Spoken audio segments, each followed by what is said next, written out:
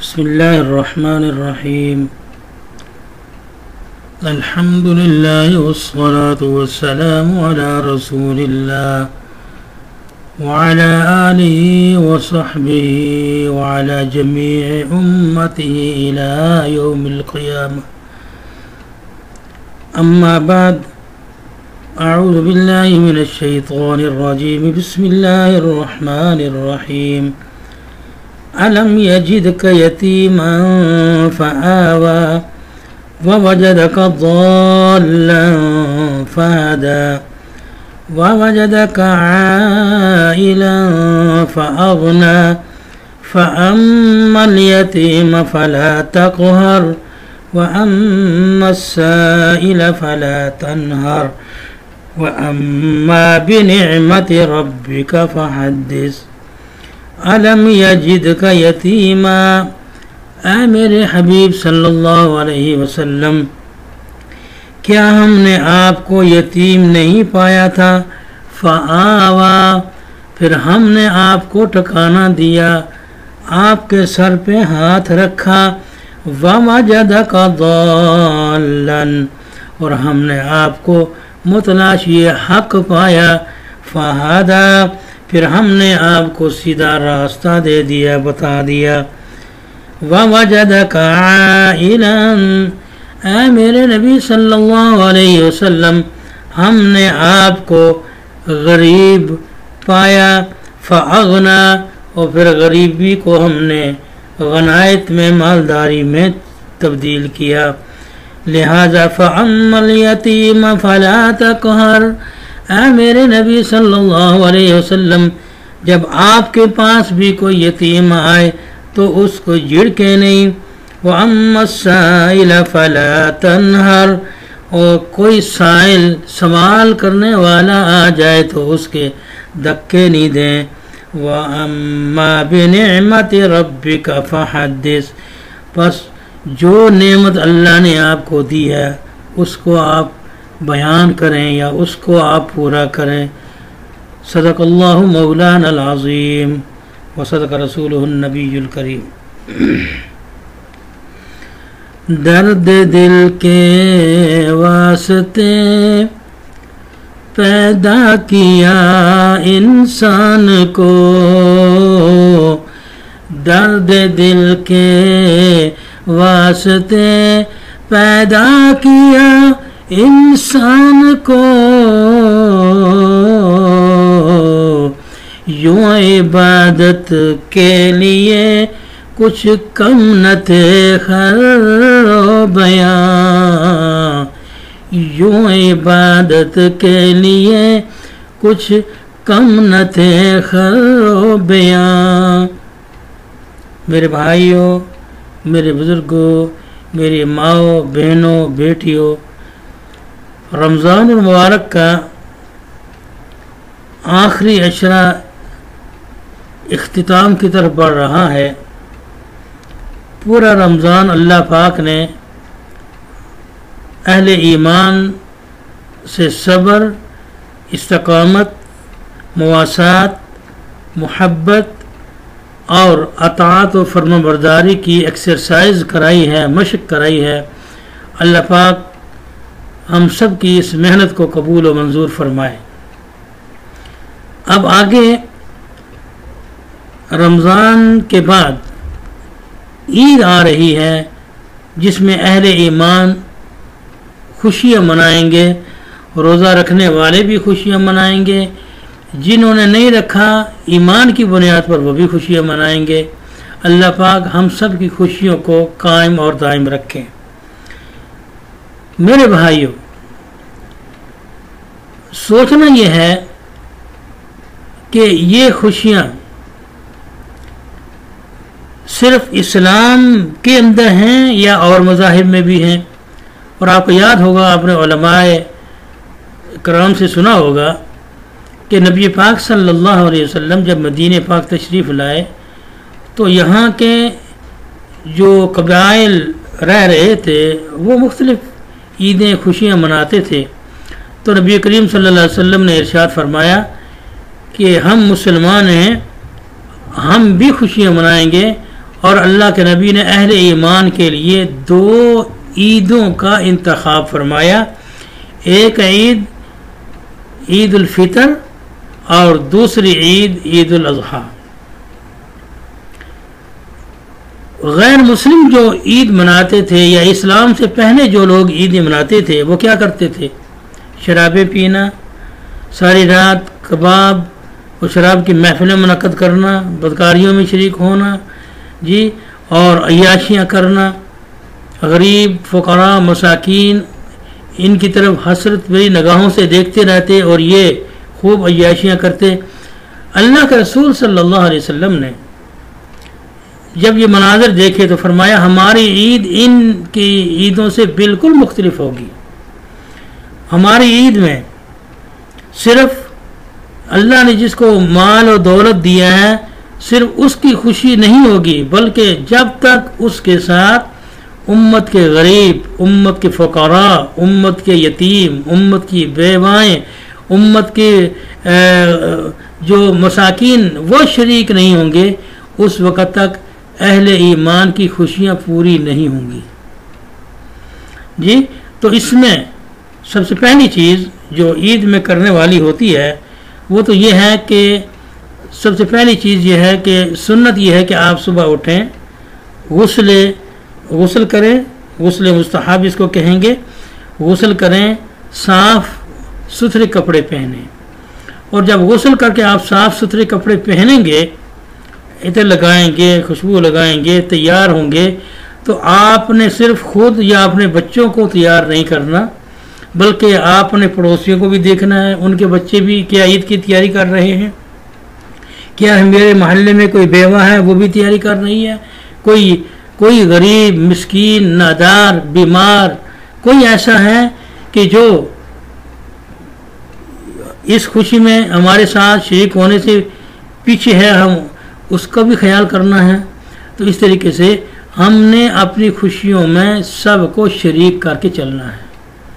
مجھے ایک واقعہ یاد آ رہا ہے، اکثر میں تو اپنے ان بیانات میں سنایا کرتا ہوں کہ جب رسول اکرم صلی اللہ علیہ وسلم عید منانے کے لیے، عید پڑھنے کے لیے گھر سے نکلنے لگے تو حضرت امام حسن اور امام حسین رضی اللہ تعالی عنہما آپ دونوں کھڑے ہو گئے اور فرمانے لگے، یا رسول اللہ صلی اللہ علیہ وسلم، اے ہمارے نانا جان، ہماری عید میں اور لوگوں کی عید میں کیا فرق ہے؟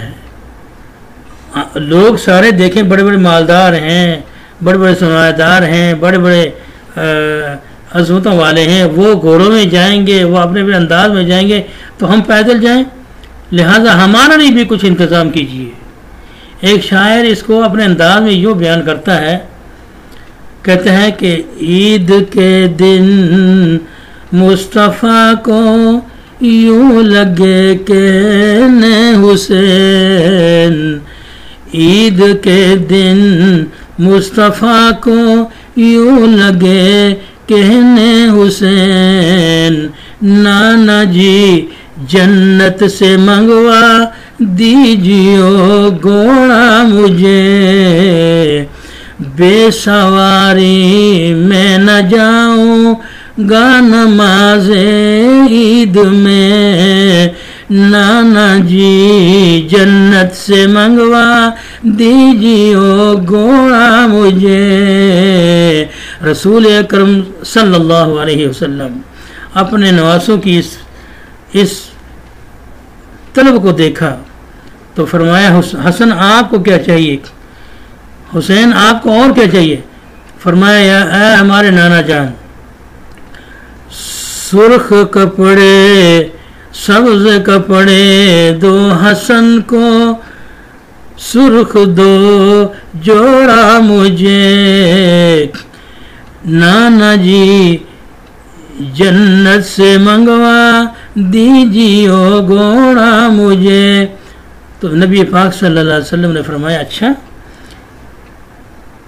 آپ کو جنت سے گھوڑا منگوا دیا جائے، آپ کو نئے نئے کپڑے دے دیے جائیں، تو پھر غریب مسکین یتیم ان کا کیا بنے گا، ان کے بارے میں کیا ہوگا؟ جن کا کوئی سر پہ ہاتھ رکھنے والا نہیں، جو بیچاری خواتین بیوہ ہو گئیں، جو بچے یتیم ہو گئے، جن کے والدین شہید ہو گئے، ان کا کیا بنے گا؟ تو لہذا فرمایا میرے بچوں آؤ میرے کندھے پہ بیٹھو اور میں بتاتا ہوں کہ آپ کو کس طریقے سے لے کر میں جنت عید کے دن عید میں جاؤں گا۔ تو فرمایا کندھے پہ بیٹھو، ایک کندھے پہ ایک کو بٹھایا، دوسرے کو دوسرے پہ بٹھایا، تو فرمایا کہ زلف میری کو پکڑ لو ہاتھ میں اپنے حسین، زلف میری کو پکڑ لو ہاتھ میں اپنے حسین، اور ننھے ننھے ہونٹوں سے کہہ دیجیے گوڑا مجھے، اور بے عذر مڑ جاؤں گا تو نے جدھر موڑا مجھے، ننھے ننھے ہونٹوں سے قرب، ننھے ننھے ہونٹوں سے کہہ دیجیے گوڑا مجھے۔ اب اللہ کے نبی صلی اللہ علیہ وسلم اپنے بچوں کو ساتھ لے کر چل پڑتے ہیں، عید کی طرف چل رہے ہیں۔ راستے میں ایک بچے کو دیکھا، سارے دنیا کے بچے، سارے محلے کے علاقے کے بچے خوشیاں منا رہے ہیں، وہ بچہ پریشان ہے، اس کی آنکھوں میں خوشی کے آثار نظر نہیں، ایک سائڈ پہ کھڑا ہے۔ آپ اس کے پاس چلے گئے، بیٹا کیا بات ہے، سارے لوگ خوشیاں منا رہے ہیں تو آپ کیوں اس انداز میں کھڑے ہیں؟ بیٹے نے رو کر عرض کیا، رو کر کہا یا اے اللہ کے نبی علیہ السلام، پچھلے سال میرے ابو بھی موجود تھے، وہ ایک غزوے میں شہید ہو چکے ہیں، آج میرے کوئی ایسا نہیں کہ جو میرے سر پہ ہاتھ رکھے، مجھے بھی کوئی نئے کپڑے لے کر دے، مجھے بھی کوئی مٹھائیاں لے کر دے، مجھے بھی کوئی اپنے کندھے پہ بٹھا کر چلائے۔ اللہ کے رسول صلی اللہ علیہ وسلم اپنی آنکھوں سے آنسو بہا رہے ہیں۔ فرمایا آؤ حسن اور حسین، اپنے اس بھائی کو ساتھ لے کر چلو۔ بچے کو اپنے پاس اٹھایا اور گھر لے کر آئے اور فرمایا حضرت فاطمہ رضی اللہ تعالی عنہ کو کہ اس بچے کے لیے بھی نئے کپڑے جو موجود ہیں حسن اور حسین کے کپڑوں میں سے، وہ ان کو پہناؤ، اس کو خوشبو لگاؤ، اس کو نہلاؤ اور اس کو تیار کرو۔ میں اس یتیم بچے کو بھی اپنے بچوں کے ساتھ لے کر خوشیوں میں جانا چاہتا ہوں۔ درد دل کے واسطے پیدا کیا انسان کو، یوں عبادت کے لیے کچھ کم نہ تھے خر و بیاں۔ اہل ایمان انسان انس سے بنا ہے، اگر کسی انسان میں انس نہیں ہے، انس کہتے ہیں محبت کو، مودت کو، رحم کو، بھائی چارے کو، رحم کرنے کو، اور اگر صرف اپنے پیٹ بھر لینے سے، اپنی عیاشیاں کر لینے سے، اپنی منمانی اپنے نفس کو یہ پورے مکمل اس کی غذا مہیا کرنے کا نام انسان ہے، تو یہ انسانی شکل میں انسان تو ہو سکتا ہے لیکن انسان نہیں ہے۔ انسان وہ ہے کہ جس کے اندر محمد الرسول اللہ کی فکر ہو، انسان وہ ہے جس میں نبی پاک صلی اللہ علیہ وسلم کی محبت ہو، جیسے حضور نے محبت کی انسانیت سے، جیسے حضور نے محبت کی غریب اور فقراء مساکین سے، اسی طریقے سے جب تک محبت نہ ہو، نہ ایسی کوئی عید ہے، نہ ایسی کوئی خوشی ہے۔ تو میرے بھائیوں، رسول اکرم صلی اللہ علیہ وسلم نے اسی مقام پر کھڑے ہو کر فرمایا، لوگوں روزے رکھے ہیں آپ نے، تراویح آپ نے پڑھی ہے، قرآن کی تلاوتیں کی ہیں، زکوٰۃ بھی ادا کی ہوگی، لیکن صدقہ فطر ادا کرنا آپ سب کے لیے لازم ہے، واجب ہے۔ ہر وہ بندہ جس کے پاس رات کا کھانا موجود ہے یا 3 دن کا کھانا موجود ہے، اس کے اوپر صدقہ فطر جو ہے وہ لازم ہے، اور یہ صدقہ فطر عید کی نماز پڑھنے سے پہلے ادا کیا جائے تاکہ غریب، یتیم، مساکین، بیوائیں یہ بھی آپ کے ساتھ خوشیوں میں شریک ہوں۔ آپ دیکھیے کتنے لوگ ہیں جو اس فریضے کو ادا کرنے والے ہیں۔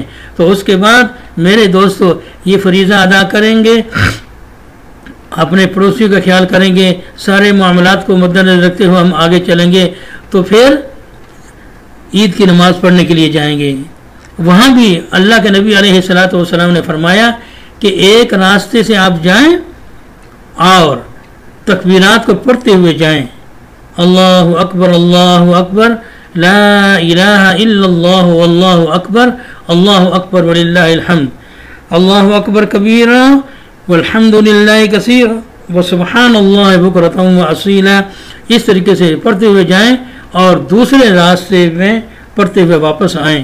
وجہ کیا ہے کہ راستے میں اگر کوئی غریب مسکین کوئی مستحق ملتا ہے تو اس کی امداد کرتے ہوئے آئیں۔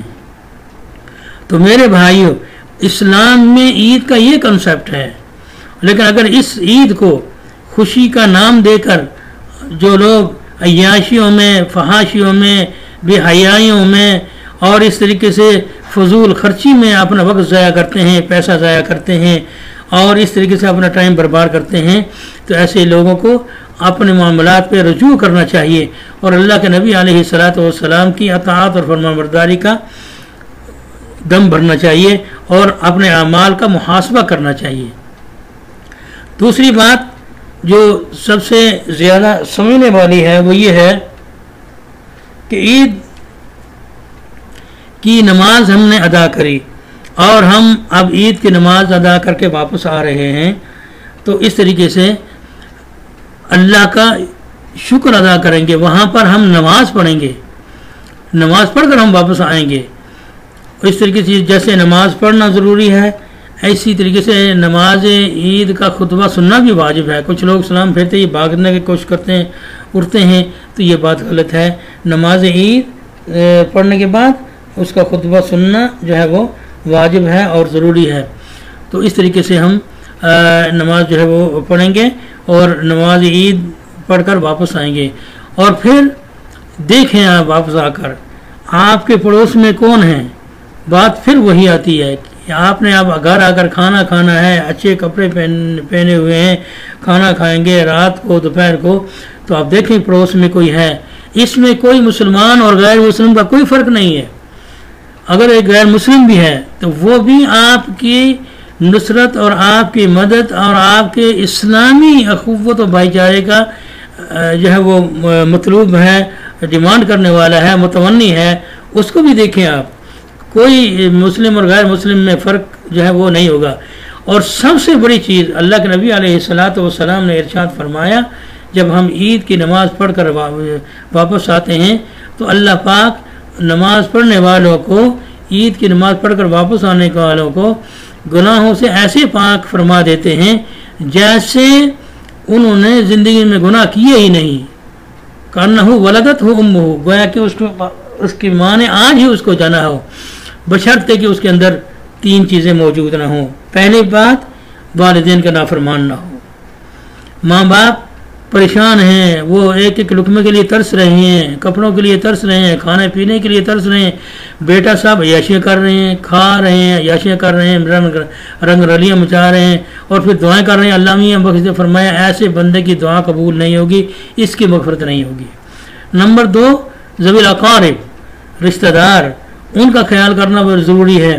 اپنی طاقت کے مطابق ان کی جہاں تک ہو سکے مدد کریں، ان کی نصرت کریں اور ان کا خیال کریں، اور قطع تعلقی اگر ہے اس کو ختم کریں، اور قطع تعلق رکھنے والا فرمایا اس کی عبادت بھی قابل قبول نہیں ہوگی اور اس کے گناہ بھی معاف نہیں ہوں گے، وہ جیسے تھا ویسے ہی واپس آئے گا۔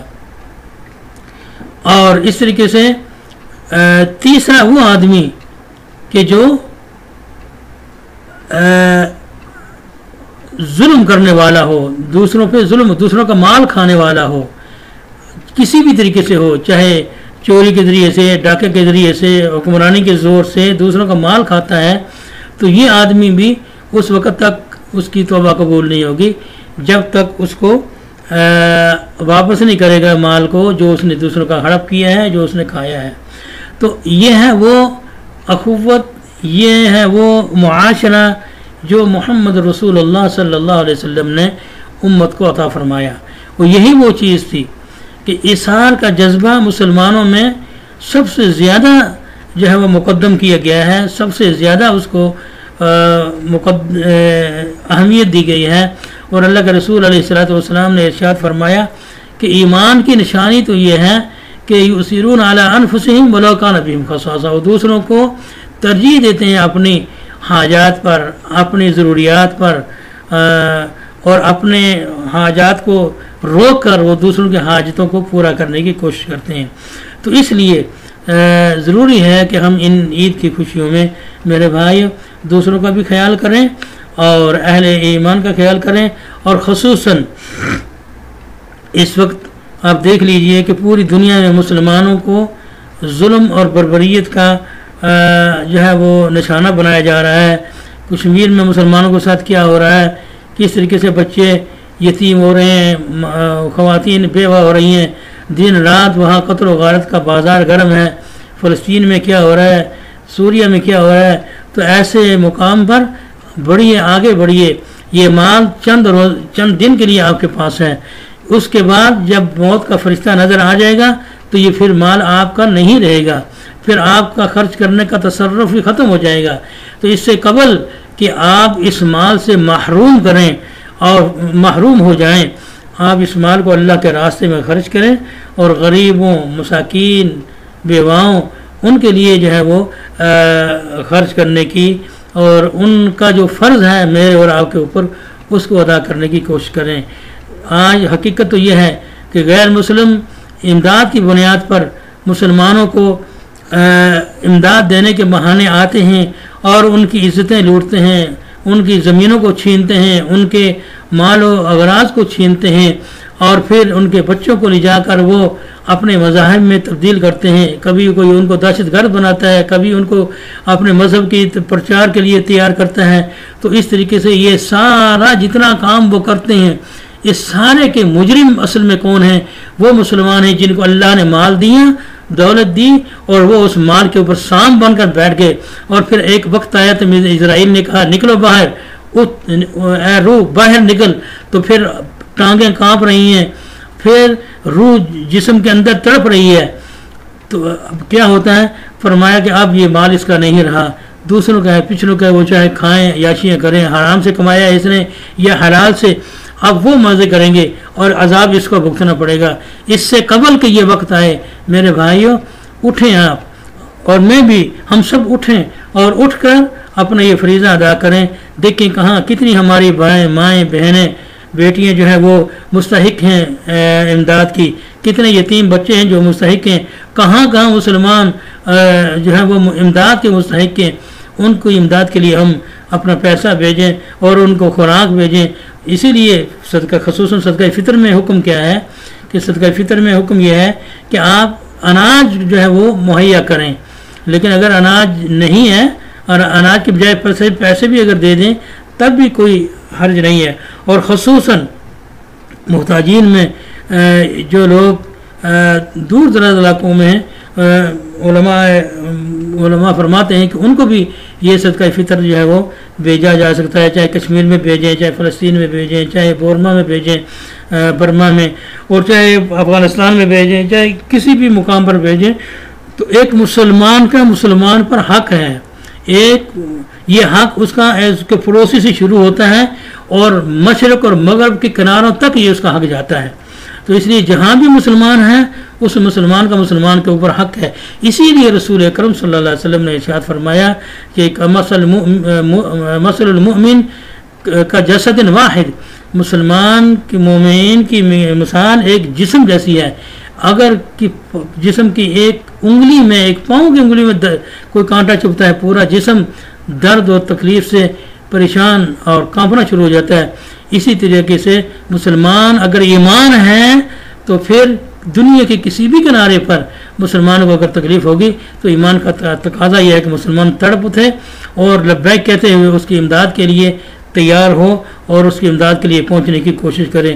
اللہ پاک ہم سب کو آج اس عظیم اسلامی فریضے کو ادا کرنے کی توفیق نصیب فرمائے۔ اقبال اس لیے فرماتے ہیں کہ درد دل کے واسطے پیدا کیا انسان کو، یوں عبادت کے لیے کچھ کم نہ تھے خر و بیاں۔ تو اس لیے صرف باتیں کرانی ہوتی، فرشتے تھوڑے تھے، لاکھوں فرشتے ہیں جو رکوع میں ہیں، لاکھوں فرشتے ہیں جو سجدے میں ہیں، لاکھوں فرشتے ہیں جو قیامت تک وہ اس حالت میں رہیں گے۔ اللہ کو کسی کی عبادت کی جو ہے وہ ضرورت نہیں. لن تنالوا البر حتى تنفقوا مما تحبون. ضرورت اس بات کی ہے کہ جو اللہ نے آپ کو مال دیا ہے، جو جس کو آپ پسند کرتے ہیں اس کو آپ خرچ کریں. ایک بات تو یہ یاد رکھیں، یہ مال میرا اور آپ اس وقت تک ہے جب تک ہماری روح ہمارے جسم میں ہے. جو ہی روح نکلی یہ مال غیروں کا ہو گیا. تو اب ہم جتنے بھی پسند کریں ان کوٹھیوں کو، ان کاروں کو، ان بینک بیلنس کو، جتنا بھی پسند کریں، یہ مال بہرحال ہمارے پاس عارضی ہے. اسی وقت ہمارے لیے فائدہ مند ہوگا کہ جب ہم اس مال کو اللہ کے راستے میں خرچ کریں گے. اس لیے حدیث میں آتا ہے کہ اس مال کو اپنا بنانے کے لیے، مال انسان کا وہی ہے کہ جو اس نے کھا لیا اور یا جو اس نے یعنی خرچ کر دیا، اور یا اس نے صدقہ و خیرات کر کے اپنے لیے آخرت کا ذخیرہ بنا دیا. یا ایھا الذین آمنوا اتقوا اللہ ولتنظر نفس ما قدمت لغد. کیا بھیجا آپ نے اپنے آگے کے لیے، اس کے بارے میں غور اور فکر کریں اہل ایمان کہ کیا میرا آگے کیا بنے گا، اور آگے یہ مال میرا کس کام آئے گا. لہٰذا ہم اٹھیں اور اللہ کے دین کے غلبے کے لیے، اللہ کے دین کے پھیلانے کے لیے، دین والوں کی نصرت کے لیے ہم اپنے اس مال کو اللہ کے راستے میں خرچ کریں. اور نمازوں کا مقام اپنی جگہ، نماز عید کا مقام اپنی جگہ. یقیناً اس رمضان کے بعد پھر ہم کوشش کریں کہ جو برائیاں ہمارے اندر تھیں اب وہ برائیاں ہمارے اندر ختم ہونی چاہیے. شرابی شراب پینا چھوڑ دیں، سگریٹ پینا سے توبہ کر لیں، اور اس طریقے سے اور جو برائیاں ہمارے اندر تھی روزے کے ذریعے سے اللہ نے ہماری تربیت فرمائی اور اللہ نے ہمیں ایکسرسائز کرائی. اب یہ پورے سال اس رمضان کے اثرات کو ہماری زندگیوں میں جاری اور ساری رہنا چاہیے. لیکن اگر صرف رمضان ہی ہمارے اندر یہ چیزیں پیدا ہوئیں اور رمضان کے بعد پھر وہی چیز، وہی بلیک میل، وہی جھوٹ، وہی فراڈ، وہی دھوکہ، وہی گالی گلوچ، وہی دنگا فساد، یہ سب چیزیں غلط ہیں. اور اس میں ایک بات کروں خصوصاً اپنے ان لوگوں کے لیے جو اسلام کی ریسرچ کر رہے ہیں یا اسلام کو واچ کر رہے ہیں. میرے بھائیو، اسلام میں زبردستی کسی کو اسلام کی طرف بلانا یا اسلام میں لانا نہیں ہے. اسلام پریکٹیکل کا نام ہے. اسلام صرف زبانی جمع خرچ کا نام نہیں ہے. اسلام کیا ہے کہ اسلام جو آپ کہیں اس پر عمل ہو. محبت کا نام اسلام ہے، اخوت کا نام اسلام ہے، دوسروں کو آگ سے بچانے کا نام اسلام ہے. یہ فکر ہو ہماری کہ دوسرے ہمارے بھائی بھی جہنم کی آگ سے بچنے والے بن جائیں، دوسرے ہمارے بھائی بھی ہمارے بھائی حقیقی معنوں میں بن جائیں. نفرت اسلام کے اندر بالکل کسی چیز کا نام نہیں ہے. جس طریقے سے لوگ اسلام کے بارے میں پروپیگنڈا کر رہے ہیں، اسلام ڈنڈے کے زور سے پھیلایا گیا، اسلام تلوار چلاتا ہے. اسلام بھائی تلوار کیوں چلاتا ہے؟ تلوار چلانے کا کیا فائدہ ہے اسلام کو؟ کیا کوئی تلوار کے ذریعے سے اگر اسلام لے آئے کیا وہ مسلمان ہوتا ہے؟ ڈنڈے کے زور سے اسلام تو ہے ہی نہیں. اسلام نام ہے محبت اور بھائی چارے کا، اخلاقیات کا. تو اس لیے اسلام کے اندر کوئی شر و فساد نہیں. اسلام کہتا ہے کہ ایک انسان کا قتل کرنا کانہ قتل الناس جمیعا، گویا کہ اس نے پوری انسانیت کو قتل کیا. قتل و غارت کرنا، لوگوں پہ بم برسانا، لوگوں کے مال چھیننا، لوگوں کے زمینیں چرانا، لوگوں کے مال زمین کے اندر جو اللہ نے خزانے ہیں ان کو ہڑپ کرنے کے لیے لوگوں پہ بمباریاں کرنا، اسلام اس کی بالکل اجازت نہیں دیتا. اسلام کہتا ہے کہ آؤ اس روئے زمین پر سب مل کر رہیں، انسان بن کر رہیں.